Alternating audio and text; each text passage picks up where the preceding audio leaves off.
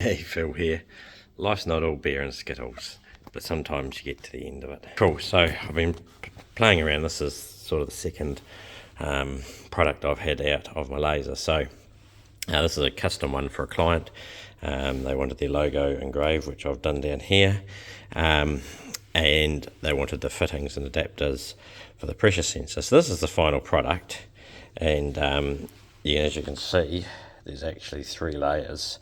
And so I've cut this out here and recessed that down because they're going to have 2 spanners, that height there. So that there goes full depth. That one there doesn't go full depth, so I haven't put any red in that. I think that's all cool. And then we've got the thread tape there. So this was the first attempt, and so I have to do multiple passes to cut it out. And I was getting this laser line through here, so the program finished there and started here. So I thought it was to do with not turning the laser off, so I made some alterations to the G code because I had to write a loop, a while loop, to get the passes and lower the Z height each pass.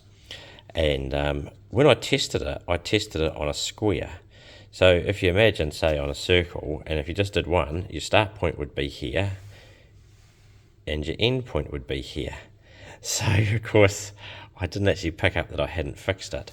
So also this here, this was, the client gave me this dimension, but when I tested it, it was too fat.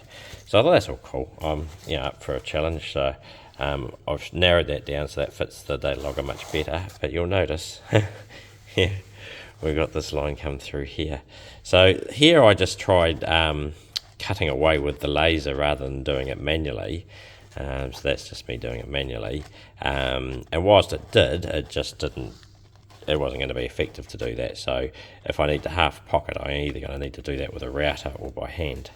But it was able to prove the concept, and you can see, it's pretty much cut all the way through, and that will pop out quite nicely. And then we've got our final one here. So it's taken a little bit, but we've actually, I think, getting really close to getting the recipe dialed in. So, as I say, it's not all beer and skittles. Most things that you ever see on YouTube and all that is only the finished product.